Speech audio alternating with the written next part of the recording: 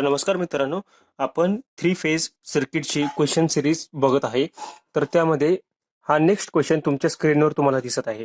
The question is that in a balanced three phase system if one of the two wattmeters reading is negative then the म्हणजे एक balance three phase system आहे, त्यातले आपण two wattmeter method use केले. त्यातलं जर एक wattmeter reading negative दाखवत असेल तर काय करणार आपण, असा प्रश्न त्याने विचारलाय. Options are reading should be taken as it is, reading should be taken after reversing pressure coil, reading should be taken after reversing current coil and D all of the above. मग या केसमध्ये आपण काय करणार की ज्यावेळी एक आपली वॅटमीटर निगेटिव्ह रिडिंग दाखवतोय त्यावेळी नक्की केस काय असते. तर जसं मी तुम्हाला सांगितलं, ज्यावेळी पॉवर फॅक्टर हा 0.5 पेक्षा कमी खाली जातो, 0.5 पेक्षा खाली म्हणजे किती कसा, 0.4, 0.3, 0.2, 0.1 और 0. या चार केसला काय होतं की वॅटमीटर ही निगेटिव्ह रिडिंग दाखवतो, एक वॅटमीटर ठीक आहे निगेटिव्ह दाखवतो आणि W2 जो असतो तो पॉझिटिव्ह दाखवतो, पण या दोन्ही व्हॅल्यू अनइक्वल असतात, नॉट इक्वल टू 0. आणि जे पॉवर फॅक्टर 0 असतो त्यावेळी काय होतं, W1 is equals to W2 असतो, पण या केसमध्ये मायनस W1 असतो, W1 हा मायनस W1 असतो. ठीक आहे. तर त्यांनी काय सांगितलं, जेव्हा अशी यातली एक केस असेल की जेव्हा आपला पॉवर वॅटमीटर 0 पेक्षा खाली रिडिंग दाखवतो निगेटिव्ह, त्यावेळी ऍक्च्युली आपण काय करणार की हा एक एक्सपेरिमेंटल क्वेश्चन आहे. ठीक आहे. एक्सपेरिमेंटमध्ये नक्की आपण काय करतो, जेव्हा अशी एखादी केस येते त्यावेळी जसा वॅटमीटर आपण शो कशाने करतो, असा शो करतो ना वॅटमीटर, असा आपण वॅटमीटर शो करतो नेहमी. ठीक आहे. तर त्या केसमध्ये काय करतात, ज्यावेळी वॅटमीटर निगेटिव्ह रिडिंग दाखवतो ना, हे वॅटमीटरचे जे कनेक्शन असतात ना, हे प्रेशर कॉइलचे कनेक्शन, हे प्रेशर कॉइलचे कनेक्शन आपल्याला रिव्हर्स करावे लागतात. म्हणजे हे कनेक्शन इकडं आणि हे कनेक्शन इकडं खाली द्यावं लागतं. आलं लक्षात. म्हणून याचा आन्सर काय आहे, reading should be taken after reversing pressure coils. Pressure coil आपल्याला जी आहे ही PC प्रेशर कॉइल ही आपल्याला रिव्हर्स करावी लागते. ही काय करावी लागते आपल्याला, रिव्हर्स. हा कनेक्शन इकडं आणि हे कनेक्शन इकडं असं. त्यामुळे करंट कॉइलची काही सुद्धा छेडछाड नाही करत, फक्त काय करतो आपण, व्होल्टेज रिव्हर्स करतो. आलं लक्षात. त्यामुळे रिडिंग आपण कधी घेणार, आफ्टर रिव्हर्सिंग प्रेशर कॉइल. त्यामुळे आपला आन्सर आहे ऑप्शन नंबर बी. हा एक इम्पॉर्टंट प्रश्न आहे, जरा एक्सपेरिमेंटल क्वेश्चन होता त्यामुळे मी हा कन्सिडर घेतलेला. ठीक आहे. Hope so. आता now next question is that the expression for total power output of delta connected system in terms of phase voltage and current is given by.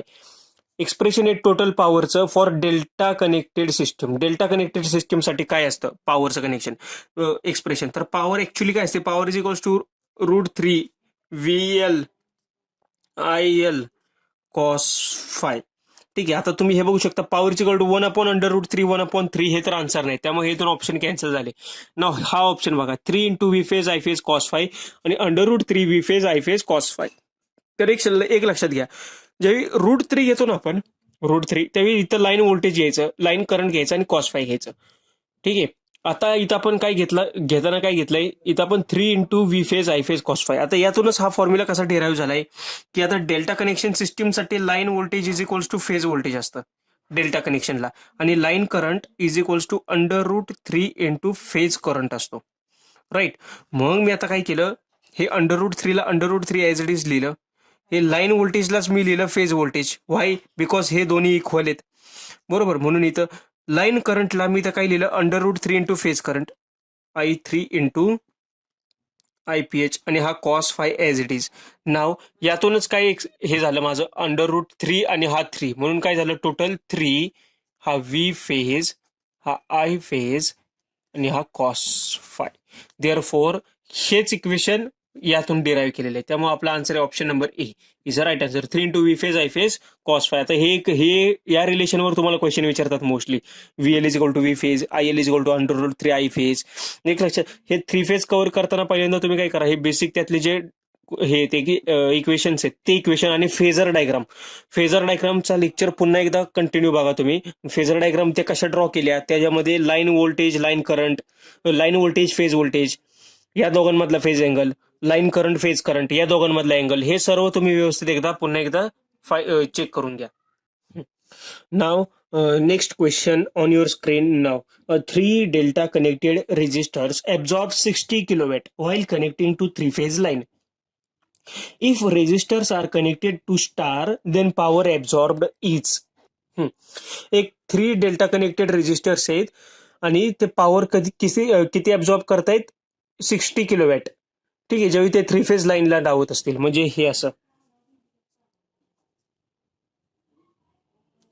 हा सेकंड हा third. ठीक आहे, हे जेव्हा आपण असं कनेक्ट करतोय त्यावेळी हे 3 टोटल रेजिस्टन्स आर आर आणि आर, या केसमध्ये पॉवर किती, हे पॉवर इन डेल्टा असं लिहिले. ठीक आहे, हे किती आहे 60 किलोवॅट्स आहे. Okay, now if resistors are connected to star then power absorbed is. Now आता हेच रेजिस्टन्स मी असे कनेक्ट केलेत सेम सप्लायला, हे सेम मी असे स्टार मध्ये कनेक्ट केले. हा आर वाय बी, हा अगेन आर वाय आणि हा बी. ठीक आहे, हा रेजिस्टन्स आर आर आणि आर. तर या केसमध्ये पॉवर किती कंझ्युम करेल तो. ठीक आहे, तर एक लक्षात घ्या, पॉवर इन डेल्टा नेहमी जास्त असते. डेल्टामध्ये पॉवर नेहमी जास्त कंझ्युम करते का, कारण की लाईनचा व्होल्टेज हेच फेज व्होल्टेज असतं आणि लाईनचा करंट हा √3 टाइम्स ऑफ फेजचा करंट असतो. ठीक आहे, पण स्टार मध्ये काय असतं, लाईनचं व्होल्टेज हे √3 टाइम्स ऑफ फेज व्होल्टेज आणि लाईनचा करंट हाच फेजचा करंट आहे. स्टार मध्ये पॉवर किती असते, आता एक लक्ष हे सांगतो तो, power in delta is 3 times of power in star. ठीक आहे, हे मार्क करून घ्या, खूप वेळा विचारलंय हे. Power in delta is 3 times of power in star. तसंच इम्पिडन्स इन डेल्टा किंवा resistance in delta is 3 times of resistance or impedance of star. हे पण एक इम्पॉर्टंट आहे, हे पण एक मार्क करून घ्या. ठीक आहे, त्यामुळं स्टार मधली पॉवर काय येणार आहे, is 60/3 is equals to 20 kilowatt. ठीक आहे, आता इथं तुमचं कन्फ्युजन काय येईल, 60 आपल्याला माहित असं इंटू 3 करायचं का अपॉन 3 करायचे ते माहित नसतं. आता जर अपॉन 3 ला 20 आणि इंटू 3 ला 180. एक लक्षात घ्या, कसं काय लक्षात ठेवायचं, डेल्टामध्ये नेहमी पॉवर कन्झम्पशन जास्त असतं, म्हणून आपण सर्व इक्विपमेंट मोस्टली म्हणजे ज्या मोटर्स असतात ना, इंडक्शन मोटर वगैरे, त्याने मोस्टली स्टार कनेक्टेड असतात, डेल्टा कनेक्टेड नसतात, कारण की डेल्टामध्ये पॉवर जास्त घेता येते, स्टारमध्ये पॉवर कमी घेते. सेम रेजिस्टर्स यूज केले तरी, सेम सप्लाय व्होल्टेज वापरले तरी, त्यामुळे आपण मोस्टली काय करतो, कनेक्शन नेहमी स्टार मध्ये ठेवतो. त्यामुळे स्टार मध्ये पॉवर कन्झम्पशन कमी 20 किलोवॅट्स. ठीक आहे, तर option number B is the right answer. Now next question. Next question is that in a balanced three-phase system, phase voltage is 200 at an 30 degree volts and phase current is 8 at an -20 ampere. Load power factor is, आपल्याला power factor विचारलाय. तर power factor म्हणजे नक्की काय असतो, जसं तुम्हाला सांगितलं, power factor म्हणजे म्हणजे नक्की काय असतो, जसं तुम्हाला सांगितलं, पॉवर फॅक्टर म्हणजे cos phi. Cos five is nothing but angle between voltage and current. ठीक आहे, phase voltage and phase current. ठीक आहे, आता व्होल्टेज, आता हे कसं लिहिणार तुम्ही, 200 ॲट अन अँगल 30 डिग्री. आता हा एक रेफरन्स फेजर घ्या, हा डॉटेड लाईननी आपण जो शो करतोय तो, हा एक रेफरन्स फेजर आहे. ओके, आता हे 30 डिग्री प्लस आहे म्हणजे तो वरती आहे आणि 200, मग व्होल्टेजचा फेजर कसा येणार, हा फेजर आला व्होल्टेजचा. ठीक आहे, हा व्होल्टेज हा कितीचा आहे 30 डिग्रीचा, इथं प्लस आहे ना त्यामुळे तो वरती असतो. आणि करंटचा फेजर किती, 8 ॲट अन अँगल -20, म्हणून हा कसा आला असा. ठीक आहे, हा करंट हा किती -20. -20 म्हणजे या रेफरन्स पासून खाली आला म्हणून -20, रेफरन्स पासून -20 येतो, या व्होल्टेज पासून -20 नाहीये. आलं लक्षात. मग आता पॉवर फॅक्टर म्हणजे काय की या दोघांमधला अँगल, तर या दोघांमधला अँगल किती आला टोटल, हा टोटल अँगल किती आला, हा टोटल अँगल आला 50 डिग्रीचा, हा टोटल. ठीक आहे, हा एवढा, त्यामुळं फाय इज आला 50 डिग्री, त्यामुळं कॉस फाय आला कॉस 50. आता ऑप्शन आपल्याला आपण कसे बघायचे की कॉस 30 काय असतो, तो असतो 0.86. कॉस 60 काय असतो, तो असतो कॉस 60 असतो 0.5. आता इन बिटवीन टू, आता कॉस आपलं किती 50 म्हणजे ह्याच्या जवळ येतोय, म्हणजे 0.5 पेक्षा थोडासा समथिंग वर असणार आहे, म्हणजे 0.64 मे बी. ओके, आता ऑप्शन बघा तुम्ही, इथं लीड आलंय, इथं लॅग आलंय, लीड आणि लॅग असे ऑप्शन्स आहेत. तर आता लीड लॅग मध्ये कसं करणार तुम्ही आता, तर इथं बघा व्होल्टेज आणि करंट यातलं लीड कोण कोणाला करतोय किंवा लॅग कोण कोणाला करतोय. आता जर करंटचं जर बघितलं तर करंट काय करतोय, इथं व्होल्टेजला लॅग करतोय, कारण की व्होल्टेजच्या खाली फेजर आहे करंटचा, त्यामुळं आय लॅग व्ही. जेव्हा करंट लॅग करतो व्होल्टेजला, तेव्हा लोड कोणता असतो, इंडक्टिव्ह लोड असतो. ठीक आहे, हा लोड कोणता इथं इंडक्टिव्ह लोड आहे आणि काय करतोय करंट लॅग करतोय व्होल्टेजला, त्यामुळे पॉवर फॅक्टर काय असणार आहे लॅगिंग. इंडक्टिव्ह लोड आहे ना, इंडक्टिव्ह लोडला पॉवर फॅक्टर असतो लॅगिंग, त्यामुळे हे आन्सर आहे. ओके ना, आता यामध्ये अजून ट्विस्ट काय, सपोज हा व्होल्टेजचा फेजर खाली आणि करंटचा फेजर वरती असला असता तर काय झालं असतं, तर सेम पॉवर फॅक्टर आला असता. पॉवर फॅक्टर किती 0.64 आला असता, पण व्होल्टेजचा फेजर खाली आणि करंटचा फेजर वर, त्यामुळे काय करंटनी लीड केलं असतं.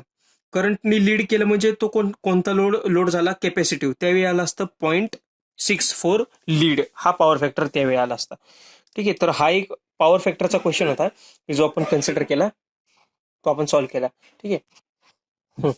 Now next question, the line current in a balanced delta system is 30 amperes. What is magnitude of load current? ठीक आहे, लाईन करंट बॅलन्स डेल्टा सिस्टीमचा. मग बॅलन्स डेल्टा सिस्टीम आपण ड्रॉ करायची पहिल्यांदा. बॅलन्स डेल्टा सिस्टीम ही अशी आली.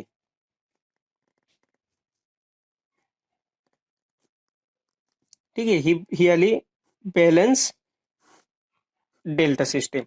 यातला लाईन करंट किती आहे 30 एम्पियर, म्हणजे हा 30 एम्पियर आला.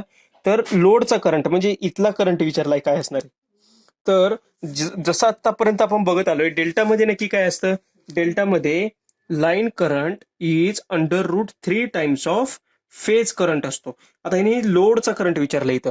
लोडचा करंट म्हणजे इनडायरेक्टली त्यांना विचारायचं काय की लोड म्हणजे हा लोड आहे ऍक्च्युली, आलं लक्षात. तर हा आर आर आणि आर, तर इथला करंट विचारलाय, तर फेजचा करंट काय येणार मग, I phase is equals to 30 divided by under root 3. 30 divided by under root 3 म्हणजे किती 17.32 amperes. Option is option number D, answer is. ठीक आहे, त्यामुळे हे आन्सर आलं. आता या केसमध्ये सपोज जर मला इथं दिलं असतं, ठीक आहे, आता आपण कन्सिडर करूया तिथं रेजिस्टन्स दिला काहीतरी 10 ओहमचा, व्होल्टेज दिलं इथं, म्हणजे आता हे ऑप्शन होणार नाही ऍक्च्युली बरं का, आपण हे घेतोय त्यामुळं. मग व्होल्टेज वगैरे काय या टाईपचे प्रश्न विचारले जातात.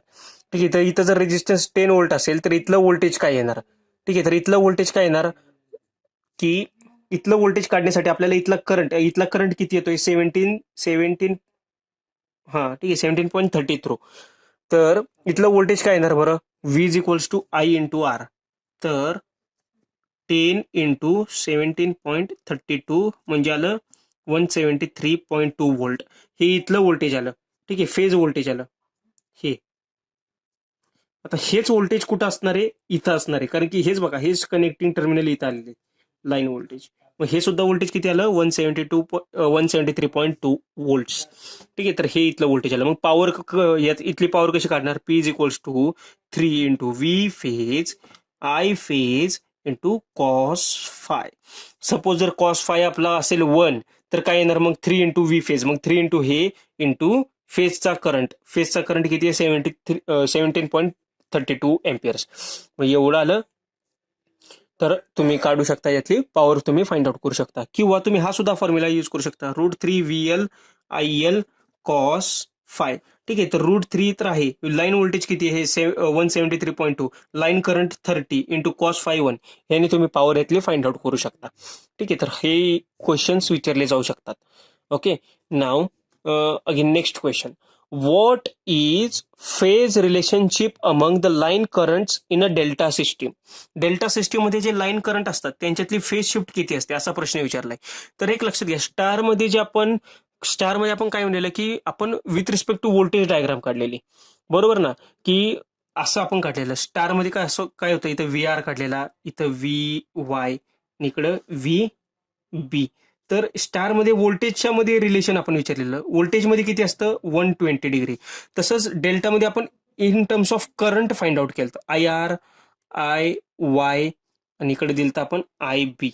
ठीक आहे, तर इथं विचारलंय लाईन करंट मध्ये काय असतं. आता आय आर आणि आय वाय हे लाईन करंट आहेत ना, तर ह्यांच्यामध्ये किती डिग्रीची फेज शिफ्ट आहे, या सगळ्यांमध्ये 120 डिग्रीची फेज शिफ्ट आहे.